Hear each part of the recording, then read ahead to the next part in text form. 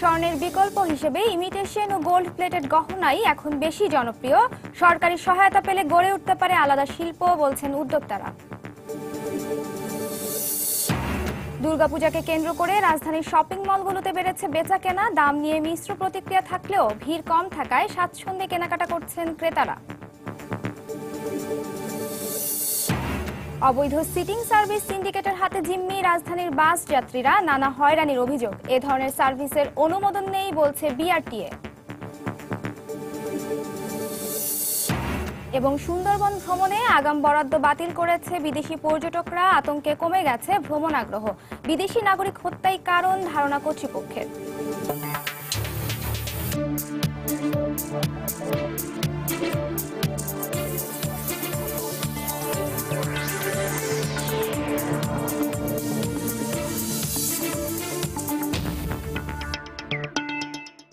দেখছিলেন শিরোনাম। আমন্ত্রণ জানাচ্ছি দেশ ও দেশের বাইরের অর্থ বাণিজ্যের নানা খবর নিয়ে আমাদের নিয়মিত আয়োজন এ সময়ের বাণিজ্যে। আর আপনার সঙ্গে আছি আমি নাজিয়া শাকুর। দর্শক, অর্থ বাণিজ্যের অন্যান্য খবরের সঙ্গে আজ আমরা আলোচনা করব স্বর্ণের বিকল্প গহনা বাজার নিয়ে। আর এ নিয়ে কথা বলতে আজ আমাদের স্টুডিওতে উপস্থিত হয়েছেন ফ্যাশন ডিজাইনার ও অনলাইন ভিত্তিক গহনা নির্মাতা প্রতিষ্ঠান মুন জুয়েলারির স্বত্বাধিকারী জিনাত ইসলাম মুন। মুন, আপনাকে সময় স্টুডিওতে স্বাগত জানাচ্ছি। আপনাকে অনেক ধন্যবাদ। তবে আপনার সঙ্গে আলোচনা যাচ্ছি, তবে তার আগে দেখে নিচ্ছি অর্থ বাণিজ্যের কিছু খবর। শুরুতেই দুর্ঘটনার খবর। ঢাকা চট্টগ্রাম মহাসড়কের মিরসরাইয়ে নওগাঁ থেকে আসা চালবাহী একটি ট্রাক খাদে পড়ে 7 জন নিহত হয়েছেন। এ ঘটনায় আহত হয়েছেন আরও 3 জন। হাইওয়ে পুলিশ জানায়, চাল বোঝাই ট্রাকটি ভোর 5:30টার দিকে মহাসড়কের জোরারগঞ্জে সোনাপাহাড় এলাকায় পৌঁছালে নিয়ন্ত্রণ হারিয়ে খাদে পড়ে যায়। এতে ট্রাকে থাকা 7 শ্রমিক ঘটনাস্থলেই নিহত হয়। এর মধ্যে নওগাঁর আত্রাই উপজেলার 6 জন ও বগুড়ার আদমদীঘির 1 জন। ট্রাকটিতে 11 জন শ্রমিক ছিলেন। খবর পেয়ে পুলিশ ও ফায়ার সার্ভিস কর্মীরা আহতদের উদ্ধার করে স্থানীয় হাসপাতালে ভর্তি করেন। নিহতদের মরদেহ জোরারগঞ্জ মহাসড়ক পুলিশ ফাঁড়িতে নিয়ে যাওয়া হয়েছে। ট্রাকটা আসে নিজে নিজে পোল্ট্রি খেলো। পোল্ট্রি খানোর সাথে সাথে দেখতেছি যে ছাগলের তলে দেখতেছি একটা মানুষের ফা দেখতেছি যে এখানে আরো লাশ আরো আছে। প্রাথমিকভাবে মনে হচ্ছে ট্রাক ড্রাইভারের চোখে ঘুম ছিল, রাস্তার হালকা ব্যাগ ছিল। ওই রাস্তা টার্ন করতে গিয়ে গাড়িটা খাদে নিয়ন্ত্রণ হারাইয়া খাদে উল্টে পড়ে যায়। মালের উপরে শ্রমিক ছিলেন 11 জন, এর মধ্যে স্পটে 7 জন মারা গেছে। আমরা ফায়ার সার্ভিসের সহযোগিতায় আমরা হাইওয়ে পুলিশ লাশ উদ্ধার করে নিয়ে আসছি। আইনগত ব্যবস্থা আমরা নিচ্ছি। প্রধানমন্ত্রী শেখ হাসিনার সভাপতিত্বে সচিবালয়ে চলছে মন্ত্রিসভার নিয়মিত সাপ্তাহিক বৈঠক। সকাল 10টায় শুরু হয় এই বৈঠক। এতে যোগ দিয়েছেন শিল্পমন্ত্রী আমির হোসেন আমু, বাণিজ্যমন্ত্রী তোফায়েল আহমেদ, স্বাস্থ্যমন্ত্রী মোহাম্মদ নাসিম সহ মন্ত্রিসভার সদস্যগণ। বৈঠকে বেশ কিছু গুরুত্বপূর্ণ সিদ্ধান্ত হতে পারে বলে সংশ্লিষ্ট সূত্রে জানা গেছে। বৈঠক শেষে মন্ত্রিপরিষদ সচিব মোশাররফ হোসেন ভূঁইয়ার ব্রিফ করার কথা রয়েছে।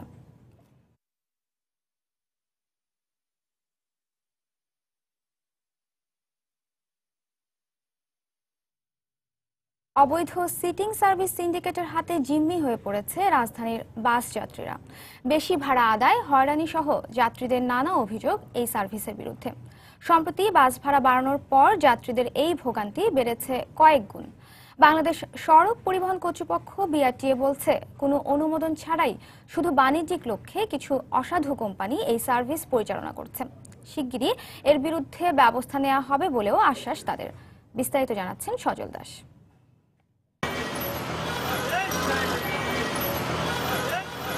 গত 1 ঘন্টা যাবৎ রাজধানীর শেওড়াপাড়া থেকে একটি সিটিং সার্ভিসে ওঠার চেষ্টা করছে সময় সংবাদ, কিন্তু এখনো সফল হওয়া সম্ভব হয়নি। শুধু এখানেই নয়, রাজধানীর মিরপুর, ফার্মগেট, বাংলা মোটর, শাহবাগ, মতিঝিল, ধানমন্ডি সহ গুরুত্বপূর্ণ সব স্টপেজে একই অবস্থা। বেশিরভাগ সময়ই কাঙ্ক্ষিত যান না পেয়ে ঘন্টার পর ঘন্টা দাঁড়িয়ে থাকতে হয় অনেক যাত্রীকে। এছাড়া বাড়তি ভাড়া তো আছেই। বলতেছে 30 টাকা ভাড়া দিবেন সদরঘাট, কেন কত ভাড়া বাড়ছে? লোকাল গাড়ি কিন্তু এটা, অথচ তারা 12 নম্বর থেকে লোক নিচ্ছে, সীমিত লোক, এবং গায়ে একটা সাইনবোর্ড লাগা রাখছে দাঁড়িয়ে লোক নেওয়া হয় না। প্রথমে যদি সিটিং, যখন ভাড়া বাড়াইছে ভাড়া এস্টাবলিশ করছে, আবার লোকাল বানিয়ে ফেলছে। এখন ভাড়াটা বাড়াইছে, ভাড়া এস্টাবলিশ করবে, এরপরে আবার লোকাল হয়ে যাবে। তো এটা তো আমাদেরকে জিম্মি করে করা হচ্ছে। মিরপুর 10 নম্বর গোলচত্বর এলাকায় সিটিং সার্ভিস নামে এই বাস সার্ভিসের তদারকিতে আছে বিভিন্ন শ্রমিক ইউনিয়নের নামধারী বেশ কিছু অসাধু ব্যক্তি, যাদের দৌরাত্মে কোণঠাসা সাধারণ যাত্রীরা। ওরা গুলিস্তান বাংলা মোটর শাহবাগে ভাড়া ওরা ফার্ম গাড়ি নামাই দিয়ে নিয়ে নিতে আসে। আগে কিছু বললে এতে দেখলেন না, বললো ওই ভদ্রলোকের চান্দি ফাটাই ফেলাবো। মালিক যেটা নিয়ম করছে ওইটাই তো চলতেই আমাদের। সিটিং সার্ভিস কি আসলে কি এর কোনো বৈধতা আছে এমন প্রশ্ন রাখা হয় বাংলাদেশ সড়ক পরিবহন কর্তৃপক্ষ বিআরটি এর কাছে। সিটিং সার্ভিস বলে বিআরটি এর অনুমোদিত কোনো সার্ভিস নাই, তবে এখন বিভিন্ন রকমের ব্যানারে বিভিন্ন কোম্পানি সিটিং সার্ভিস পরিচালনা করে। মোবাইল কোর্ট পরিচালনা করছে, আমাদের ম্যাজিস্ট্রেটরা সবসময় মোবাইল কোর্ট নিয়ে কাজ করছেন। পূর্বে যে ভাড়ার চার্ট ছিল এই ভাড়ার চার্ট আমরা সংশোধন করেছি। বিআরটি এর বক্তব্যের সাথে বাস্তবতার মিল সামান্যই। তবে পরিস্থিতি যাই হোক, সিটিং সার্ভিস নামধারী অবৈধ এই যান চলাচলের নিয়ন্ত্রণে কার্যকর পদক্ষেপ নেবে কর্তৃপক্ষ, এমনটাই প্রত্যাশা সাধারণ যাত্রীদের। সজল দাস, সময় সংবাদ, ঢাকা।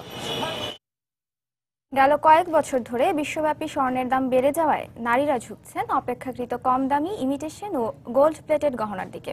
তবে দেশের ইমিটেশন বাজারের সিংহভাগই দখল করে আছে ভারত ও চীন। ব্যবসায়ীরা বলছেন, সরকারি সহযোগিতা পেলে আলাদা শিল্প হিসেবে গড়ে উঠতে পারে দেশের তৈরি গহনা। বিস্তারিত ইমতিয়াজ আহমেদের রিপোর্টে।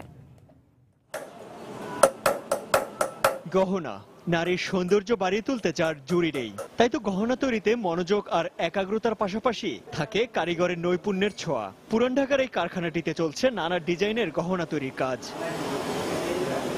তবে স্বর্ণ নয়, নানা রকম রাসায়নিক পদার্থে ডুবিয়ে ইলেকট্রোপ্লেটিং পদ্ধতিতে সোনালী প্রলেপ দিয়ে তৈরি হচ্ছে রূপা বা তামার গহনা, যা ইমিটেশন নামেই বেশি পরিচিত। চায়না ইন্ডিয়ার যে প্রোডাকশনটা যেভাবে দিতে পারে, আমরা অবশ্য বাংলাদেশ দিতে পারি না, কারণ ওরকম কোনো আমাদের মেশিনপত্র নাই। বিভিন্ন কারিগররা আছে, ওরা তৈরি করে, বাঁকুড়ার যে কারিগর আছে, সাভারে যে কারিগররা আছে, ওরা তৈরি করে নিয়ে আসে। মূলত চলতি শতাব্দীর শুরু থেকে বিশ্ববাজারে সোনার দাম বাড়ার সঙ্গে সঙ্গে বিকল্প হিসেবে ইমিটেশন গহনার দিকে ঝুঁকছেন নারীরা। তবে শুধু ইমিটেশন বা গোল্ড প্লেটেড নয়, নানা রকম পাথর আর পুঁতির সংযোজনে তৈরি বাহারি নকশার গহনাও মন জয় করে নিয়েছে হালের ফ্যাশন সচেতন নারীদের। কাস্টমার যারা আছে ওনারা নিত্য নতুন ডিজাইন পায়, এই কারণে ওনারা আপনার ইমিটেশনের প্রতি বেশি ঝোঁক। নতুন নতুন ডিজাইন পাওয়া যায়, তা ফ্যাশনেবল, ম্যাচিং করে সবাই পড়তে পারে। গোল্ডের বিপরীতে যেগুলো একটা সেট আছে আপনি এডি পাথর, ওইগুলো চাহিদা বেশি। তারপর ডায়মন্ড কাট আছে আপনি হোয়াইট স্টোনে, এগুলো একটু চাহিদা বেশি। ভালোই তো, এগুলি তো ভালো চলতেছে, ভালো সবাই নেয় এটা, স্বর্ণ থেকে এটাই বেশি ভালো। কিন্তু দেশের গহনার বাজারের ৮০% বর্তমানে ভারত ও চীনের দখলে। যদিও যথাযথ পৃষ্ঠপোষকতা পেলে দেশেই গহনা তৈরির একটি শিল্প হিসেবে গড়ে উঠতে পারে বলে মনে করছেন এই খাতের উদ্যোক্তারা। আমদানির জায়গাটা এখনো স্মুথ না আমাদের দেশে। আমরা বিভিন্ন দেশ থেকে যখন আনতে যাই, যেই পরিমাণ ট্যাক্স দিতে হয় বা যেই ধরনের অসুবিধার মুখে পড়তে হয়, সেই বিষয়গুলো এখনো আমি বলবো যে খুব পরিষ্কারভাবে নয়। মাটির গয়নাটা নিয়ে কাজ করা যেতে পারে, কাঠের গয়না নিয়ে কাজ করা যেতে পারে, এবং সেখানে কিন্তু নিখুঁত কাজ করার সুযোগ আছে, কারণ আমাদের এখানে অসম্ভব ভালো কারিগর পাওয়া যায়। আর একটু নিখুঁতভাবে করতে গেলে আমাদের সেই ক্ষেত্রে টেকনোলজিটাকে অ্যাপ্লাই করা দরকার আছে। তো এটা খুবই সম্ভাবনা আমি বলবো যে এখনো কিন্তু হচ্ছে, মানে ইভেন আমাদের দেশ থেকে অনেক ব্র্যান্ড আছে আমি জানি যারা বাইরে আমরা এক্সপোর্ট করছি। এদিকে চাহিদা থাকায় বর্তমানে 10 থেকে 12টি দেশে রপ্তানি হচ্ছে বাংলাদেশের গহনা। এই সম্ভাবনাকে কাজে লাগিয়ে প্রচুর বৈদেশিক মুদ্রা অর্জন করা সম্ভব বলে মনে করছেন সংশ্লিষ্টরা। ইমতিয়াজ আহমেদ, সময় সংবাদ, ঢাকা। দর্শক, আমরা রিপোর্টটি দেখলাম। এ বিষয়ে বিস্তারিত জানবো মুন জুয়েলারির স্বত্বাধিকারী জিনাত ইসলাম মুনের কাছ থেকে। মুন, আমরা রিপোর্টটি দেখলাম, আপনি এ ধরনের গহনা নিয়ে কাজ করছেন, তো আসলে এখন কোন ধরনের ট্রেন্ড চলছে গহনার ক্ষেত্রে? এখন তো অবশ্যই গোল্ড প্লেটেডটাই বেশি চলছে, কারণ যেহেতু স্বর্ণের দাম অনেক বেশি, সবার হাতের নাগালে এটা না। তো দেখা যাচ্ছে যে বিভিন্ন অকেশনে মেয়েরা গোল্ড প্লেটেডটাই বেশি প্রেফার করছে। তো এখানে আপনার মেটালিক লুক, যেটা গোল্ডে হয়তো সচরাচর দেখা যায় না। তো শুধুমাত্র যে গোল্ড প্লেটেডে এই কালারটা তা না, আপনি ইন্ডিয়ান সিলভারেও পাচ্ছেন, তারপরে যেটা রূপার উপরে যেটা করা হয় সেটাতেও মেটালিক একটা লুক আসছে। তো মেয়েরা এই ধরনের কালার বেশি পছন্দ করছে বলেই আসলে গোল্ড প্লেটেডটা বেশি প্রেফার করছে। আপনি তো ফ্যাশন ডিজাইনার হিসেবে কাজ শুরু করেছিলেন, তারপর গহনার ব্যবসায় আসা, এটা তখন যেহেতু আরো 5-7 বছর আগের কথা, তখন আসলে কি এই ব্যবসাটা এত জনপ্রিয় ছিল বা এই ট্রেন্ডটা কি এরকম দেখতে পেয়েছিলেন, সম্ভাবনাময় দেখতে পেয়েছিলেন? হ্যাঁ, তখন আসলে অনেক চ্যালেঞ্জিং ছিল, যে তখন অনলাইনে যে এত দোকান, এখন যে এত বেশি দোকান দেখা যাচ্ছে, তখন এত বেশি ছিল না। তখন দেখা যেত যে মেয়েরা চাঁদনি চকে যে বা একদম দোকানে যেই কিনছে। অনলাইনে এখন যতগুলো দোকান, এখন দেখা যাচ্ছে যে মেয়েরা অনলাইনে বেশি কিনছেন, যারা অফিসে কাজ করছে বা বাসায় বসে কাজ করলেও তারা অত সময় দিতে পারছে না যে দোকানে যেয়ে তারা কিনবে। আর দোকানে যেটা সমস্যা, যে একই দোকানের জিনিস দেখা যাচ্ছে যে আশেপাশেও অ্যাভেলেবেল, এবং ওরা একই ডিজাইনটাই পাশের দোকানেও পাওয়া যাচ্ছে। তো অনলাইনে বেশি মেয়েরা প্রেফার করছে, কারণ যে সিক্রেটলি তারা চাচ্ছে যে এই ডিজাইনটা শুধু আমি পাই, যেন কমন হয়ে না যায়। এই জন্য অনলাইনে দোকানগুলো বেশি এখন। আপনি কি ওই ধারণা থেকে, ওই চিন্তা থেকে আসলে এখানে কাজ করতে আসা? হ্যাঁ, কারণ আমি চিন্তা করেছি যে যেহেতু এটা আমার শখ, তো আমি খুব অল্প ডিজাইন নিয়ে কাজ করব এবং এক্সক্লুসিভ। তো এখন 5 বছরে আমার আল্লাহর রহমতে দোকানটা যেহেতু এস্টাবলিশ, তো একটা অরিজিনাল কাস্টমার পাওয়া গিয়েছে। তো ওনারা আল্লাহর রহমতে যেহেতু সবভাবেই তারা অর্ডার দিচ্ছে, এবং বাইরে থেকেও তারা অর্ডার করতে পারছে, যারা আসতে পারছে না দেশে, তারা অনলাইন ট্রানজ্যাকশনের মাধ্যমে পেমেন্ট করে অর্ডার করতে পারছে, এবং বাসায় বসে আল্লাহর মতো অনেক ভালো সেল হয় যারা অনলাইন বিজনেস করছে আমাদের মতো। এখন তো আসলে অনেক পেজ দেখা যাচ্ছে অনলাইনে গহনার। তো আপনার কি মনে হয় যে আসলে এই সেক্টরটা আসলে অনেক সম্ভাবনাময় দেখেই কি সবাই আসলে এই খাতে বিনিয়োগ করছে, এরকম কিছু মনে হয়? আমরা যখন পেজ খুলেছি তখন কিন্তু ফেসবুকে পে করতে হতো না। এখন যদি আপনি একটা অনলাইন পেজ ওপেন করেন, তাহলে আপনাকে মান্থলি বা 6 মাস 7 মাস এটা প্রমোশন চালাতে হচ্ছে। যখন আমরা পেজ খুলেছিলাম তখন দেখা যেত যে লাইক র্যান্ডমলি পড়ছে, এখন কিন্তু তা না, কারণ ফেসবুককে আপনি যতক্ষণই পে করবেন না ততক্ষণ সেই পেজটা প্রমোট হচ্ছে না। আর হ্যাঁ, এখন যেটা হচ্ছে যে যেহেতু পেজে লিমিটেশনটা চলে আসছে, তো এই জন্য মেয়েরা এখন গ্রুপ খুলছে। তো গ্রুপে দেখা যাচ্ছে যে পরিচিত কাস্টমাররা যারা জানতেছে যে এরা কিনবেন, এজন্য গ্রুপটা এখন আল্লাহর মতো আবার হিট লিস্টে চলে আসতেছে, পেজের থেকে রেসপন্স বেশি করতেছে। অনলাইনে কাজ করা আর বাস্তবে দোকান খুলে বসার মধ্যে তো পার্থক্য আছে, যেহেতু ক্রেতারা আপনার প্রোডাক্টটা দেখতে পাচ্ছে না, আপনার প্রোডাক্ট সম্পর্কে ঠিক ওভাবে বুঝতে পারছে না যে আসলে আপনি যে মেটালটা ইউজ করার কথা বলছেন, ছবিতে যেটা আসছে সেটাই আসলে আপনি ব্যবহার করছেন কিনা, বা যেই স্টোনটা ব্যবহার করছেন। তো সেক্ষেত্রে আসলে গ্রাহকদের আস্থা অর্জনের তো একটা বিষয় থাকে। আমরা যারা আসলে অনলাইন বিজনেস করছি তারা তো আসলে, আমি যখন শুরু করেছি তখন দেখা যেত যে 5 বছর এটা আসলে এস্টাবলিশ হবে কিনা। এখন যেমন আমি চিন্তা করি যে হ্যাঁ, একটা স্টোন নিব, তো এটা যদি আমার এস্টাবলিশ না হতো তাহলে কিন্তু আমি স্টোন নেওয়ার চিন্তা করতাম না। আর ওই যে বললাম যে অনলাইনে, হ্যাঁ, যারা এখন কিনতে চান তারা কিন্তু আমাদেরকে কুইরি করেন যে আসলে আপনারা কি মেটাল ইউজ করছেন।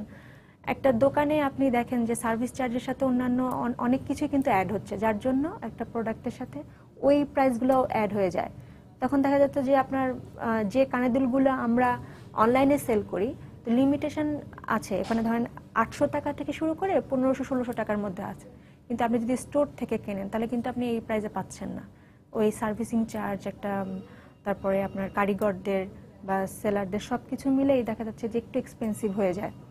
তো স্টোরে কমন মানে দাম প্লাস আপনার ডিজাইন সব কিছু মিলে কাস্টমাররা এখন অনলাইন প্রেফার করে। আর যারা আমাদের কাছে কুইরি করতে চায় তাদেরকে আমরা ডিটেলটা বলে দিই, একটা ছবির সাথে পর্যাপ্ত সব কিছুই দেওয়া থাকে। তারপরে যদি তারা মনে করে যে না, ছবিতে এরকম দেখা যাচ্ছে, এটা যদি বাস্তবে না হয়, আপনি এমনি মোবাইলে একটা ছবি তুলে দেন, বা আপনি ক্যামেরায় এখন একদম ফ্ল্যাশ ছাড়া আপনি ছবি তুলে দেন, বা আপনি মেজারমেন্টটা ভালো করে বোঝান, তখন আমরা তাদেরকে ডিটেলসটা দিয়ে দিই। আগে হয়তো তারা একটু বিশ্বাস করতে একটু ভয় পেত, এখন সেটা করে না, কারণ প্রতিটা দোকানেরই রিভিউ আছে। এখন আমি যখন আমার অ্যালবামে বা আমি ওয়ালে যখন পোস্ট করছি যে এই কানের দুলটা এই কাস্টমার পরে ছবি দিয়েছে, তখন তারা চিন্তা করে যে না, ও কিনেছে, তাহলে আমি কিনতে পারি দোকান থেকে।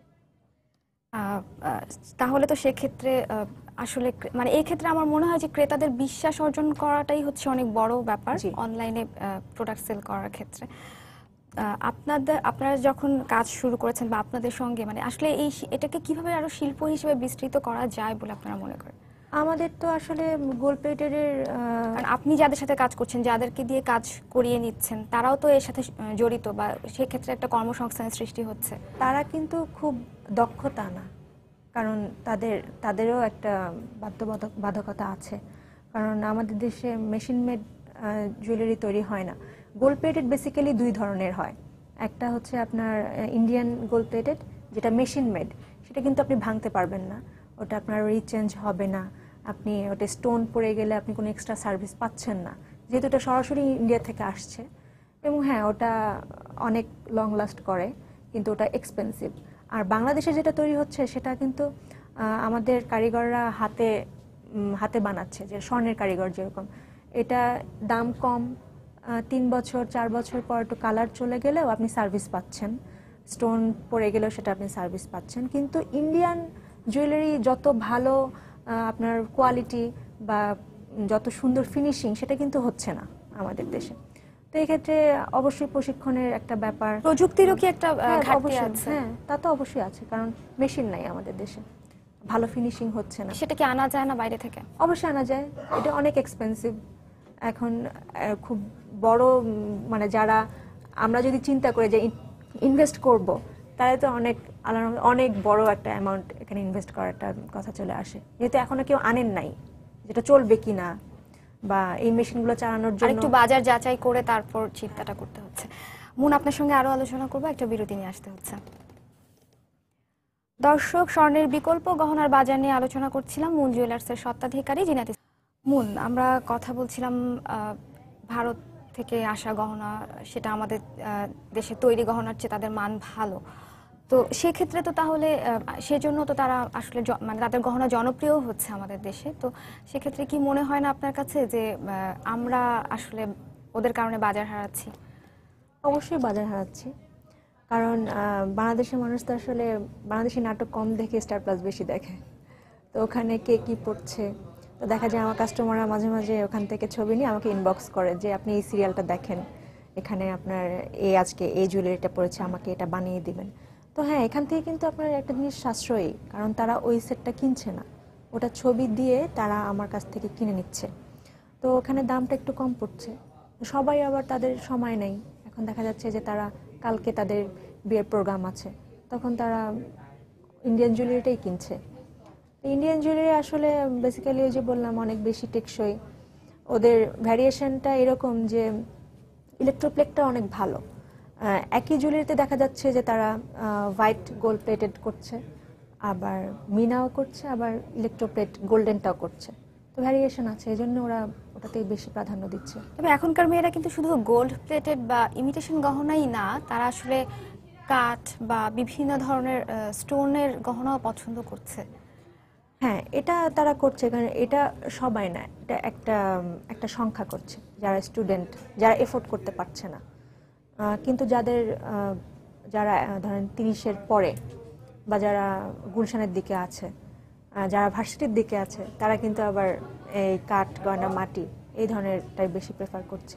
তো এটা বেশি ট্রেন্ড দেখা যায় যখন আপনার পয়লা বৈশাখ আসছে বা ফাল্গুন আসছে তখন। কিন্তু যখন একটা মেয়ে বিয়েতে যাচ্ছে বা একটা অকেশনে যাচ্ছে বা হলুদে যাচ্ছে, তখন কিন্তু তারা এই গোল্ড প্লেটেডটাই প্রেফার করছে বেশি।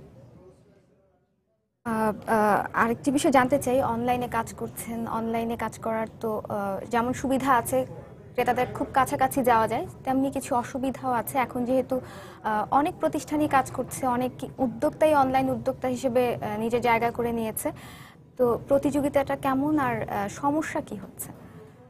প্রতিযোগিতা অনেক বেশি এখন। আমি যখন শুরু করেছি তখন এত গোল্ড প্লেটেড দোকান ছিল না জুয়েলারি, এখন আল্লাহর রহমতে অনেক বেশি। তো রিয়েল দোকান যেমন আছে তেমন ফেক শপও আছে। দেখা যাচ্ছে যে আপনার ছবি চুরি করে অন্য একটা দোকান ব্যবহার করে ফেলছে, লোগোটা ফটোশপে তারা মুছে ফেলে তাদের লোগো দিয়ে দিচ্ছে। তো এক্ষেত্রে হ্যাঁ, মেয়েরা কিন্তু প্রতারিত হয়। তারা দেখা যাচ্ছে যে আমার ছবিটা যখন অন্য দোকানে চলে যাচ্ছে, তখন ওরা দেখে যে দামটা, হ্যাঁ দাম কম, তখন দেখা যায় আমাকে ওই ছবিটা আবার স্ক্রিনশট দিয়ে পাঠাচ্ছে যে আপু একই জুয়েলারি কেন এখানে দাম কম বা আপনারটাই কেন বেশি। তখন দেখা যাচ্ছে যে ওরা যদি ওখানে অর্ডার প্লেস করে, ওরা টাইমলি ডেলিভারি দিচ্ছে না বা টাকাটা নিয়ে ঘুরাচ্ছে, বা ডেলিভারি দিলেও সেম জিনিস দিচ্ছে না তারা। এখানে তো প্রতারিত হচ্ছে অনলাইনে। আপনারা আসলে আপনাদের প্রতারণার ক্ষেত্রটা কেমন? অনলাইনে ছবি চুরির ব্যাপারটা যেরকম আসে, তেমন দোকানটাও চুরি হয়ে যায় যদি আপনি ঠিকমতো সিকিউরিটি চেক না করেন, আপনি পাসওয়ার্ড চেঞ্জ না করেন। সেক্ষেত্রে যে হ্যাকার করবে তাও না, বিভিন্ন মোবাইল কোম্পানির এমপ্লয়িরাও জড়িত থাকে।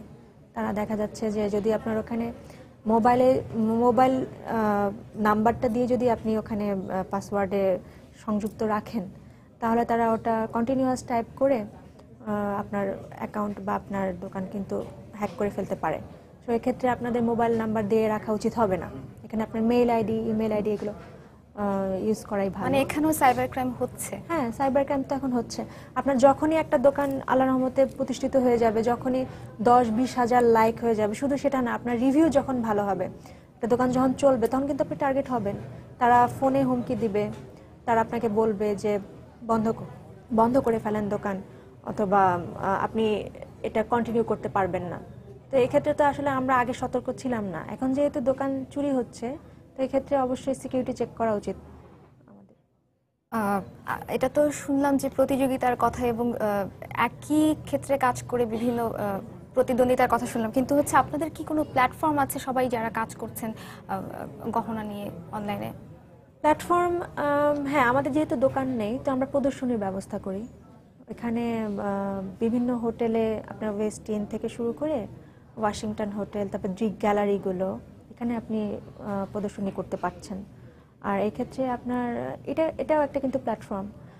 আপনি যখনই প্রতিষ্ঠিত হয়ে যাবেন, তো কাস্টমাররাই আপনাকে বলবে যে আপু আপনি একটা কেন প্রদর্শনী করছেন না, বা 2-3 দিনের 3 দিনের। আপনি সেটা বাসায় বসেও করতে পারেন, আবার আপনি বিভিন্ন জায়গায় যেও, মানে কারো বাসায় বা আপনি কোনো মেলায় অ্যাটেন্ড করতে পারছেন।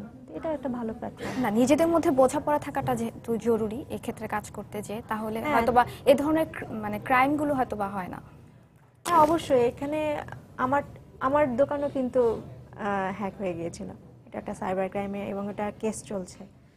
তো এক্ষেত্রে আমি বের করতে পেরেছি, কারণ আমার হাজব্যান্ড ছিল, সে যেহেতু একজন ইঞ্জিনিয়ার, সে বের করে ফেলতে পারছে, কিন্তু সবাই কিন্তু সেটা পারবে না। তো এক্ষেত্রে অবশ্যই আমার হাজব্যান্ডের সাপোর্ট ছিল, আমার ফ্যামিলি মেম্বাররা সবাই আমাকে হেল্প করছে, ফ্রেন্ডরা। তারা দেখা গেছে রিপোর্ট করছে, বা তারা বলছে যে তোমরা অ্যালার্ট হও। আমি যদি দোকানটা ফেরত না পেতাম, তাহলে কিন্তু আজকে মুন জুয়েলারি আজকে হয়তো আমি সাক্ষাৎকার দিতে আসতে পারতাম না। তো এখন যেটা হচ্ছে যে আপনি যদি দোকান সিকিউরিটি মানে করতে চান, তাহলে অবশ্যই আপনাকে মোবাইল নাম্বারটা ওখান থেকে সরাই ফেলতে হবে, মেইল দিয়ে, এবং আপনাকে 4-5 জন একদম ট্রাস্ট যাদেরকে আপনি করেন, তাদের দিয়ে আপনাকে দোকান লক করে দিতে হবে। আপনার এই কথাগুলো আশা করছি যারা নতুন কাজ করছে তাদের জন্য খুবই ভালো হবে, তারা আপনার কাছ থেকে শিখতে পারবে। আপনি বলছিলেন যে দেশের বাইরে গহনা পাঠান, সেটা কিভাবে? আপনি একাই নাকি যারা অনলাইনে কাজ করছে তারা প্রায় সবাই মোটামুটি দেশের বাইরে গহনা পাঠাচ্ছে? এটা কিন্তু একটা সমস্যা, এখন একটা অনেক বড় সমস্যা। কারণ আমি যখন জুয়েলারি শুরু করেছিলাম, তখন আমি ইএমএসে প্রায় 3 বছর আল্লাহর রহমতে কুরিয়ার করতে পেরেছি, এবং ওখানে আপনার প্রাইস রেঞ্জও অনেক কম। ওখানে আপনার 1 কেজিতে নেয় 1500 টাকা, কিন্তু এখন ওটা বাংলাদেশ সরকার বন্ধ করে দিয়েছে। এখন ইএমএসে কিন্তু জুয়েলারি পাঠানো যায় না, এখন ফেডেক্সে দিতে হয়। সেখানে ফেডেক্স অনেক এক্সপেন্সিভ, আপনার লোয়েস্ট চার্জই চলে আসে 4700 টাকা করে। তো এখন যারা নিতে পারে, যারা এফোর্ড করতে পারে, তারা ফেডেক্সে নিচ্ছে, কিন্তু যারা নিতে পারে না, তারা বিভিন্ন ফ্রেন্ড বা আত্মীয় স্বজনের মাধ্যমে তারা হ্যান্ড ক্যারি করে জুয়েলারি নিয়ে যাচ্ছে। আমরা আলোচনার একেবারে শেষ পর্যায়ে চলে এসেছি। মুন, আপনাকে অনেক ধন্যবাদ আমাদেরকে সময় দেওয়ার জন্য। দর্শক, স্বর্ণের বিকল্প গহনার বাজার নিয়ে কথা বলছিলাম মুন জুয়েলার্সের স্বত্বাধিকারী জিনাত ইসলাম মুনের সঙ্গে। পরের খবরে যাচ্ছি। সনাতন ধর্মাবলম্বীদের সবচেয়ে বড় উৎসব শারদীয় দুর্গাপূজাকে কেন্দ্র করে জমজমাট হয়ে উঠেছে রাজধানীর শপিং মল আর বিপণী বিতানগুলো। বাজারে পোশাকের কালেকশন আর দাম নিয়ে রয়েছে মিশ্র প্রতিক্রিয়া। ভিড় কম থাকায় স্বাচ্ছন্দ্যে কেনাকাটার সুযোগ পাওয়ায় স্বস্তি প্রকাশ করেছেন ক্রেতারা। আর এবছর ঈদ আর পূজা একসঙ্গে না হওয়ায় ব্যবসায়ীরাও আছেন খোশ মেজাজে। বেচা কেনার লক্ষ্য পূরণে এবার অন্তত কোনো সমস্যা হবে না বলেই মনে করছেন তারা। জুবার ফয়সালের রিপোর্ট।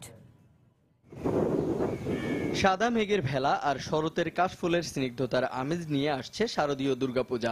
মণ্ডপ প্রতিমা সাজানোর পাশাপাশি এখনকার আয়োজনে যোগ হয়েছে সাজ পোশাকের খুঁটিনাটি। পূজা চলে কয়েকদিন ধরে, তাই অনেকেরই লক্ষ্য থাকে একাধিক পোশাক কেনার। স্বাদ আর সাধ্যের সমন্বয় ঘটিয়ে দেবী দুর্গাকে নতুন পোশাকে বরণ করাতেই যেন উৎসবের সার্থকতা। শপিং মল আর বিপণী বিতানগুলোতেও দেখা গেল শারদীয় উৎসবের রং। অন্যান্য পুজোতে যেমন ঈদ পূজা একসঙ্গে হওয়াতে একটু চাপটা বেশি থাকে, এবার সেটা নাই। দোকানদাররা তো দাম একটু বেশি চায়, ওই বার্গেনিং করে আর কি নিজেদের সীমার মধ্যে নিয়ে আসতে হয়। নতুন কালেকশন মোটামুটি ভালো আছে, শাড়ি কিনলাম, সেলোর কামিজ দেখতেছি। সবার টার্গেট থাকে যে প্রতিদিনই যদি নতুন পোশাক পরতে পারি, আর আমাদের যার যেরকম সাধ্য আছে ওই অনুযায়ী চেষ্টা করি ফ্যামিলি সবার জন্য নতুন পোশাক দেওয়ার জন্য। এটার একটা অন্যরকম আনন্দ আসলে ভাষায় প্রকাশ করা যায় না। এটা পূজা উপলক্ষে ফ্যাশন হাউস, শপিং মল বা ফুটপাত সবখানেই রয়েছে বিশেষ আয়োজন। এবছর Jayashree silk, semi dupion, Andy cotton, Mirpur কাতান শাড়ির পাশাপাশি সুতি সালোয়ার কামিজের চাহিদাই বেশি বলে জানালেন বিক্রেতারা। পূজাকে কেন্দ্র করে নেয়া ব্যবসায়িক লক্ষ্য পূরণে অনেকটাই সফলতা পেয়েছেন বলে মনে করছেন তারা। শুক্র শনিবারেও দেখেছি ভালো কাস্টমার এসেছিল এবং ভালো বেচা কেনা হয়েছে। সেই হিসাবে আমাদের পূজাকে উপলক্ষ করে ভালো কালেকশন রাখা হয়েছে। আশা করি যেহেতু শুরুর দিকে ভালো যাচ্ছে, শেষ পর্যন্ত আরো ভালো হবে। ঈদ এবং পূজা একসাথে, তো ঈদের সময় তো আমরা মনে করি যে অনেক কাস্টমারই থাকে, বোঝা যাইত না। এখন কিন্তু বোঝা যাচ্ছে যে ঈদে আমাদের খুব সুন্দর বেচা কিনা হয়েছে, এখন পূজাতেও হচ্ছে আমাদের, আলহামদুলিল্লাহ আমরা খুব ভালো বেচা কিনা করতেছি। পূজা শুরু হতে এখনো বাকি সপ্তাহখানেক, শেষ মুহূর্তে বেচাকেনা আরো বাড়বে এমন চিন্তা করেই নতুন করে পোশাক সামগ্রী আমদানির কথাও জানালেন ব্যবসায়ীরা। জুবাইর ফয়সাল, সময় সংবাদ, ঢাকা।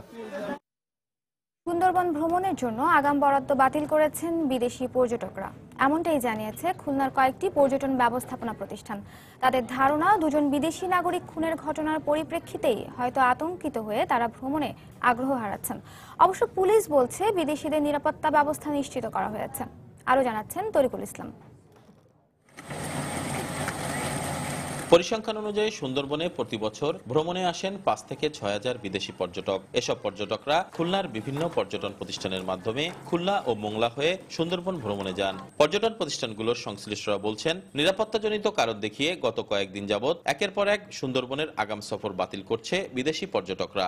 ভরা মৌসুমে এসব সফর বাতিল হয় পর্যটন ব্যবসায়ীরা দুশ্চিন্তায় পড়েছেন। আমার একটা টেলিভিশন টিম যাদের সাথে গত 1.5 মাস আগে করেসপন্ডেন্স শুরু হয়েছে, হঠাৎ ইমেল দিয়ে আমাকে জানাইলো যে সিকিউরিটি রিজনের জন্য তাদের ট্রিপটাকে পোস্টপোন করতে হচ্ছে আপাতত। যেহেতু সিজন চলে আসছে আমাদের, এই সিজনের প্রথমে যদি এই ধরনের এফেক্ট হয় তাহলে সারা বছর আমাদের এই ক্ষতিটা হয়ে থাকবে। আর বিদেশি পর্যটকদের সফর বাতিল হয় এর প্রভাব নগরীর অভিজাত হোটেলগুলোতে পড়তে শুরু করেছে।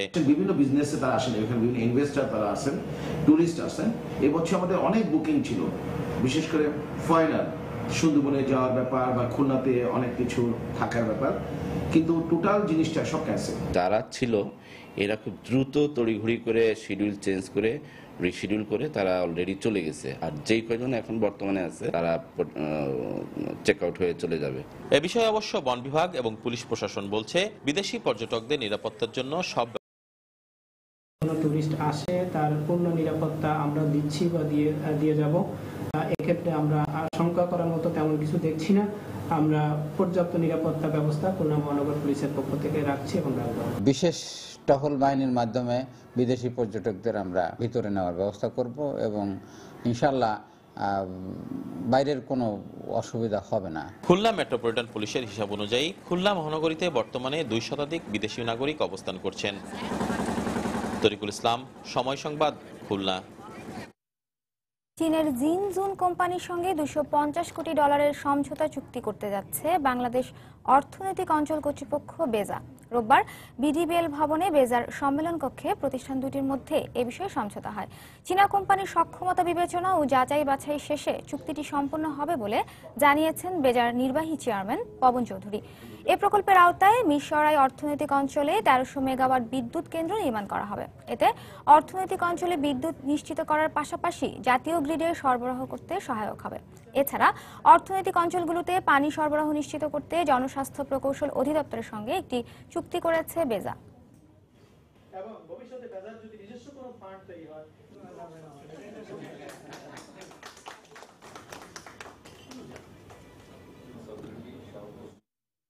ইলেকট্রনিক্স সামগ্রী বিক্রয়কারী প্রতিষ্ঠান বাটারফ্লাই মার্কেটিং লিমিটেডের শাখা ব্যবস্থাপকদের সম্মেলন অনুষ্ঠিত হয়েছে। রোববার রাজধানীর একটি হোটেলে অনুষ্ঠিত এ সম্মেলনে কোম্পানির পরিচালক এবং উচ্চপদস্থ কর্মকর্তারা উপস্থিত ছিলেন। সম্মেলনে প্রায় 210 জন শাখা ব্যবস্থাপক উপস্থিত ছিলেন।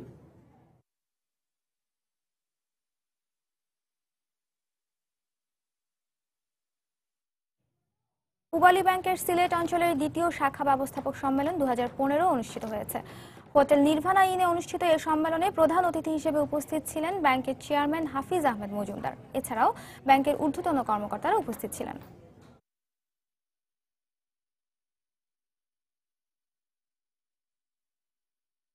এবারে দেশের বাইরের অর্থ বাণিজ্যের খবর। স্থিতিশীল অর্থনৈতিক উন্নয়ন লক্ষ্যমাত্রা অর্জনে বিশ্ব অর্থনীতিতে নারীর অংশগ্রহণ আরও বাড়াতে হবে বলে মন্তব্য করেছেন আন্তর্জাতিক মুদ্রা তহবিলের প্রধান ক্রিস্টিন লাগার্দ। পেরুতে বিশ্বের অর্থমন্ত্রী এবং কেন্দ্রীয় ব্যাংকের গভর্নরদের সম্মেলনে বিশ্বব্যাংকের প্রেসিডেন্ট বলেন, মুক্ত বাণিজ্য চুক্তির পাশাপাশি কর ফাঁকি রোধে প্রতিটি দেশেরই কঠোর হতে হবে। সম্মেলনে জানানো হয়, জলবায়ু পরিবর্তনের ঝুঁকি মোকাবেলায় উন্নয়নশীল দেশগুলোকে 2020 সালের মধ্যে $10,000 কোটি দেবে উন্নত এবং ধনী দেশগুলো। বিশ্ব অর্থনীতিতে নারীর অংশগ্রহণ নিশ্চিত সহ জলবায়ু পরিবর্তনের ঝুঁকি নিয়ে শঙ্কার শেষ নেই আন্তর্জাতিক মুদ্রা তহবিল কিংবা বিশ্বব্যাংকের। কারণ উন্নয়নের অন্তরায় হয়ে দাঁড়িয়েছে এ ধরনের অনেক সমস্যা। আর তাই পেরুতে অনুষ্ঠিত সম্মেলনে এসব বিষয়কে প্রাধান্য দিচ্ছে IMF এবং বিশ্বব্যাংকের মতো আর্থিক প্রতিষ্ঠান। তবে একই সাথে আলোচনা চলছে বিশ্বের বিভিন্ন দেশের আর্থিক খাত শক্তিশালী করার নানা বিষয় নিয়েও। অর্থনীতিতে নারীর অংশগ্রহণ নিশ্চিত করা আমাদের কাজ না। জলবায়ু পরিবর্তন ঠেকাতে যে জীবাশ্ম জ্বালানি ব্যবহার বাড়ানো উচিত সে প্রচারণা চালানো আমাদের কাজ না। তারপরও এসব বিষয়ে এই সম্মেলনে আলোচনা করতে হচ্ছে, কারণ প্রত্যেকটা দেশের সরকারকে এখনই এই বিষয়গুলো নিয়ে ভাবা উচিত, কারণ এই বিষয়গুলো অর্থনৈতিক উন্নয়নের পথে বাধা হয়ে দাঁড়িয়েছে। সম্মেলনে বিশ্বব্যাংকের প্রেসিডেন্ট জানান, জলবায়ু পরিবর্তনের ঝুঁকি মোকাবেলায় উন্নয়নশীল এবং অনুন্নত দেশ ও দ্বীপ রাষ্ট্রগুলোকে সহায়তা করবে বিশ্বের ধনী দেশগুলো। বিশ্বের ধনী দেশগুলো বিভিন্ন ব্যাংক ও ঋণদাতা প্রতিষ্ঠান এবং বিশ্বব্যাংকের গ্রুপ স্থির করেছে যে কার্বন নিঃসরণ রোধে উন্নয়নশীল দেশগুলোকে $10,000 কোটি অর্থ সহায়তা দেবে। এত মোটা অঙ্কের অর্থায়ন কঠিন হবে, কিন্তু এটা আমাদের করতেই হবে।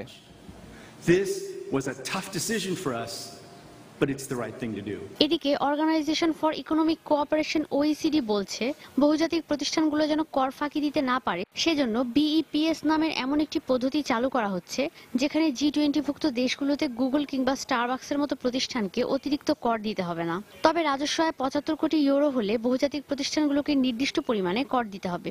এরই মধ্যে প্রকল্পটি G20ভুক্ত দেশগুলোর অনুমোদন পেয়েছে। ঈশিতা ব্রহ্ম, সময় সংবাদ। প্রবৃদ্ধি, বিনিয়োগ এবং জীবনের নিরাপত্তা নিশ্চিত, এই অঙ্গীকারের মধ্য দিয়ে শেষ হলো পেরুর লিমায় বিশ্বের বিভিন্ন দেশের অর্থমন্ত্রী এবং কেন্দ্রীয় ব্যাংকের গভর্নরদের সম্মেলন। সম্মেলন শেষে এক বক্তব্যে IMF প্রধান ক্রিস্টিন লাগার্দ বলেন, এখন থেকে প্রবৃদ্ধি পুরোপুরি রফতানি কিংবা বিনিয়োগের উপর নির্ভরশীল হবে না। এ সময় বিশ্বব্যাংকের প্রেসিডেন্ট জিম ইয়ং কিম বলেন, বিশ্ব প্রবৃদ্ধির অর্ধ শতকের ইতিহাসে উন্নয়ন নির্ভরশীল ছিল সাধারণ মানুষের উপর, ভবিষ্যতেও সেটাই হবে। সম্মেলনের মূল আলোচনা ছিল বিশ্ব প্রবৃদ্ধির প্রতিবন্ধকতাগুলো কি এবং এগুলো কাটিয়ে উঠতে কি ধরনের পদক্ষেপ নিতে হবে সেসব বিষয়।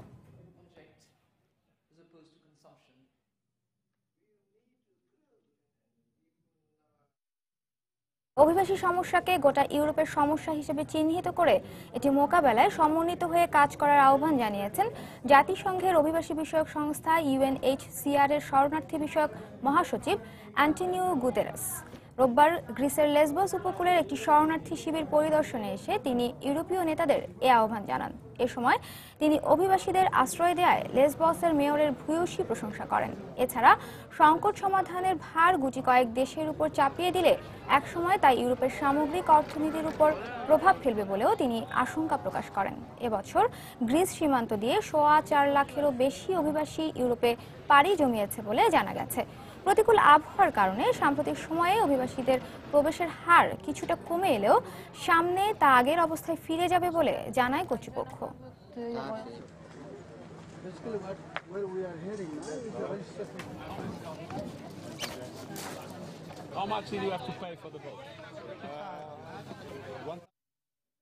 অগ্রিম পাওনা পরিশোধ করায় আজ থেকে ইউক্রেনে পুনরায় গ্যাস সরবরাহ করবে রাশিয়ান রাষ্ট্রায়ত্ত জ্বালানি উত্তোলক প্রতিষ্ঠান গ্যাসপ্রম।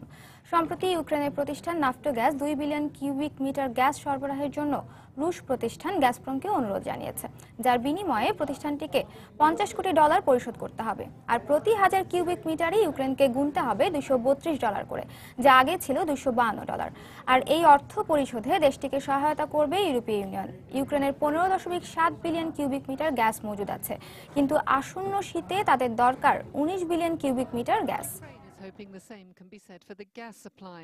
A partial payment of almost $800 million has been made, but at current prices, it's using gas at a rate of $1 billion a month.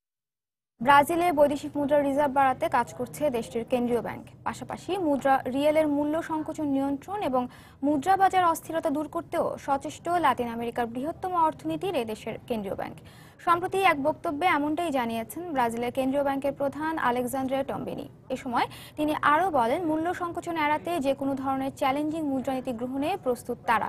কয়েকটি প্রতিবন্ধকতা ছাড়া দেশের আর্থিক পরিস্থিতি স্বাভাবিক রয়েছে বলেই মনে করেন তিনি।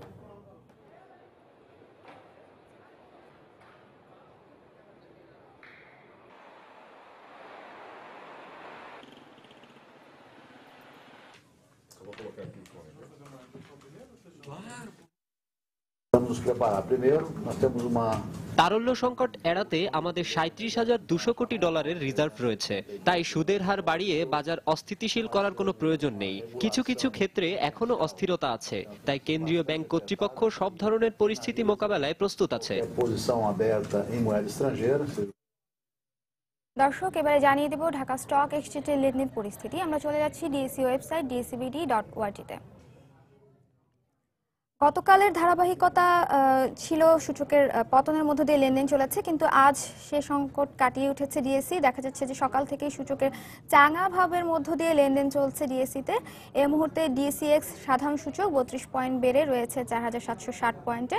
সরিয়া ভিত্তিক প্রতিষ্ঠানগুলোর শেয়ারের সূচক ডিএসইএস 5 পয়েন্ট বেড়ে রয়েছে 1141 পয়েন্ট এবং বাছাই সূচক DS30 11 পয়েন্ট বেড়ে রয়েছে 1805 পয়েন্টে। এখন পর্যন্ত ডিএসইতে লেনদেন হয়েছে 88 কোটি টাকার শেয়ার এবং লেনদেনে অংশ নেওয়া প্রতিষ্ঠানগুলোর মধ্যে দাম বেড়েছে 178টির, কমেছে 45টির এবং অপরিবর্তিত রয়েছে 45টি প্রতিষ্ঠানের শেয়ারের দর। দর্শক, এই পর্যায়ে দেখে নিচ্ছি টপ 20 শেয়ারের তালিকায় থাকা প্রতিষ্ঠানগুলোর অবস্থান। দর্শক, শুরুতেই রয়েছে ব্র্যাক ব্যাংক। টপ 20 শেয়ার তালিকার শুরুতে থাকা প্রতিষ্ঠানটির লাস্ট ট্রেডিং প্রাইস আমরা দেখতে পাচ্ছি 48 টাকা 20 পয়সা, যা গতদিন ছিল 47 টাকা 20 পয়সা। দ্বিতীয় অবস্থানে রয়েছে মোজাফফর হোসেন স্পিনিং, যার লাস্ট ট্রেডিং প্রাইস আমরা দেখতে পাচ্ছি 40 টাকা 50 পয়সা, যা গতদিন ছিল 41 টাকা 60 পয়সা। লাফাজ সুভা সিমেন্ট টপ 20 শেয়ার তালিকার তৃতীয় অবস্থানে থাকা প্রতিষ্ঠানটির সর্বশেষ দাম দেখতে পাচ্ছি আমরা 97 টাকা 40 পয়সা, যা গতকাল ছিল 96 টাকা 10 পয়সা। গ্রামীণ ফোন রয়েছে এই তালিকার চতুর্থ অবস্থানে, যার সর্বশেষ দাম আমরা দেখতে পাচ্ছি 267 টাকা, যা গতকাল ছিল 264 টাকা 50 পয়সা। বেক্সিমকো ফার্মা টপ 20 শেয়ার তালিকায় থাকা পঞ্চম প্রতিষ্ঠান, যার লাস্ট ট্রেডিং প্রাইস আমরা দেখতে পাচ্ছি 73 টাকা 80 পয়সা। গতকাল এই প্রতিষ্ঠানটির সর্বশেষ দাম ছিল 73 টাকা 50 পয়সা। আমান ফিড ষষ্ঠ অবস্থানে রয়েছে এই প্রতিষ্ঠানটির লাস্ট ট্রেডিং প্রাইস 58 টাকা 30 পয়সা, যা গতদিন ছিল 56 টাকা 40 পয়সা। ট্রাস্ট ব্যাংক রয়েছে টপ 20 শেয়ার তালিকার সপ্তম অবস্থানে। এই প্রতিষ্ঠানটির সর্বশেষ দাম দেখতে পাচ্ছি 24 টাকা 20 পয়সা, গতদিনও একই দামে শেষ হয়েছিল, 24 টাকা 20 পয়সাই ছিল ক্লোজিং প্রাইস। সিবিও পেট্রোলাইজিং রয়েছে অষ্টম অবস্থানে, যার লাস্ট ট্রেডিং প্রাইস 417 টাকা 40 পয়সা, যা গতদিন ছিল 408 টাকা 50 পয়সা। সাইফ পাওয়ার টপ 20 শেয়ার তালিকার নবম প্রতিষ্ঠান, প্রতিষ্ঠানটির লাস্ট ট্রেডিং প্রাইস 88 টাকা 60 পয়সা, যা গতদিন ছিল 88 টাকা। পার কেমিক্যাল রয়েছে দশম অবস্থানে, যার সর্বশেষ দাম আমরা দেখতে পাচ্ছি 40 টাকা 40 পয়সা, যা গতকাল ছিল 39 টাকা 60 পয়সা। এসপিসিএল রয়েছে 11তম অবস্থানে, প্রতিষ্ঠানটির সর্বশেষ দাম 157 টাকা 30 পয়সা, যা গতকাল ছিল 155 টাকা 30 পয়সা।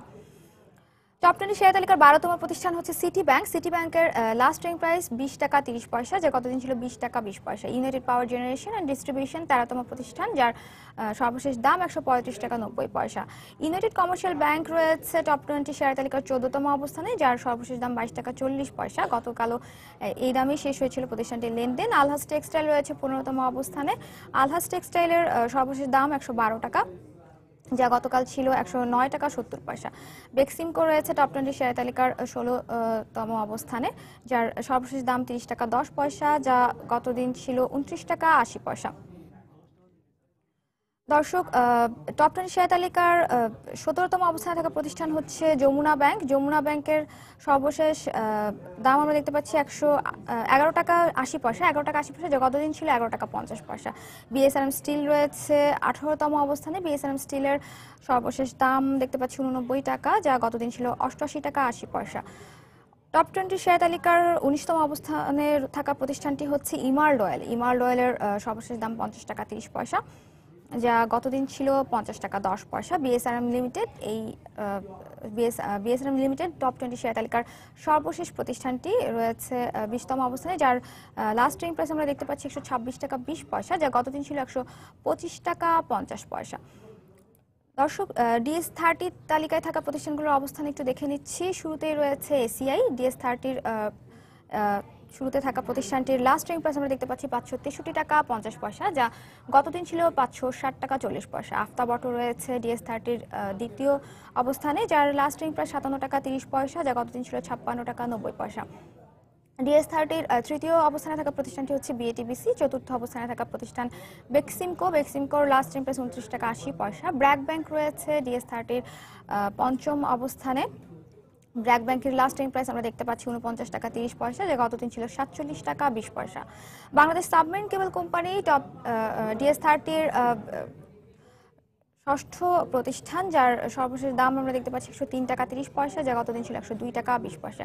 বিএসআরএম স্টিল রয়েছে 7 নম্বরে, যার লাস্ট ট্রেডিং প্রাইস 88 টাকা 80 পয়সা, 88 টাকা 80 পয়সা। বেক্সিমকো ফার্মা DS30-র অষ্টম প্রতিষ্ঠান, যার সর্বশেষ দাম 73 টাকা 70 পয়সা, যা গতদিন ছিল 73 টাকা 50 পয়সা। ডেল্টা লাইফ ইন্স্যুরেন্স রয়েছে নবম অবস্থানে। প্রতিষ্ঠানটির সর্বশেষ দাম দেখতে পাচ্ছি 98 টাকা 40 পয়সা। গ্রামীণ ফোন DS30-তে রয়েছে 10ম অবস্থানে, যার সর্বশেষ দাম 265 টাকা 40 পয়সা। হাইডেলবার্গ সিমেন্ট রয়েছে 11তম অবস্থানে, যার সর্বশেষ দাম আমরা দেখতে পাচ্ছি 630 টাকা 50 পয়সা। আইডিএলসি রয়েছে 12তম অবস্থানে। DS30 13তম অবস্থানে থাকা প্রতিষ্ঠানটি হচ্ছে ইসলামী ব্যাংক। ইসলামী ব্যাংকের সর্বশেষ দাম দেখতে পাচ্ছি 29 টাকা 60 পয়সা। যমুনা অয়েল রয়েছে এই তালিকার 14তম অবস্থানে। 15তম অবস্থানে রয়েছে লাফাজ সুরমা।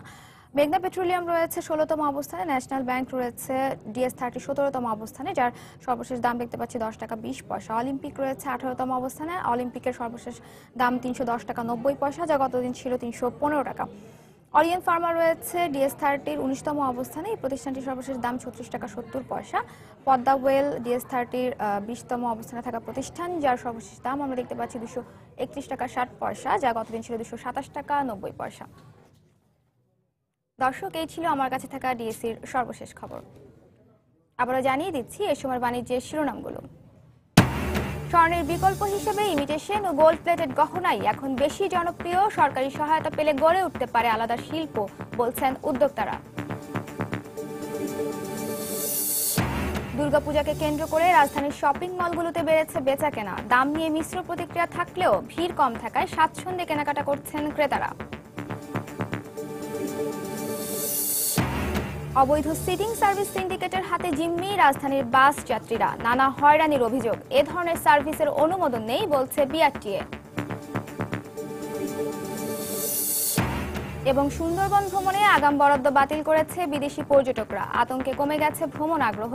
বিদেশি নাগরিক হত্যাই কারণ ধারণা কর্তৃপক্ষের। এই ছিল এই সময় বাণিজ্য। যে কোনো খবর পেতে ভিজিট করুন সময়নিউজ.tv। সঙ্গে থাকুন সময়ের।